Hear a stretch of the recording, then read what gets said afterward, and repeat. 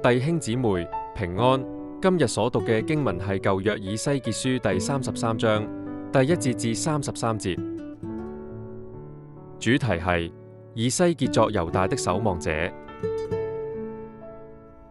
作者喺以西結書第33章記載，如果見到刀劍臨到，但就唔吹角警告人，百姓因此被殺，佢哋嘅血就要被追討；但如果已經發出警告，聽見嘅人就要自己負責，守望者亦可以保存自己。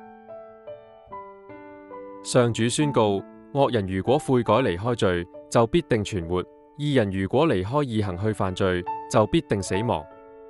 上主唔喜悅惡人滅亡，只願義人回轉得生命。每個人都要按自己所行嘅受報應。耶路撒冷陷落嘅消息傳到被擄之地，先知嘅口就被開啟。上主責備仍然住喺廢墟中嘅人，因為佢哋倚靠刀劍同偶像，卻仲話自己可以承受應許之地。百姓嚟聽先知講話，好似聽美歌咁，口講好愛慕，心入面卻只係貪圖利益。等到先知所講嘅話成就嗰陣，佢哋就會知道，原來佢哋中間曾經有先知。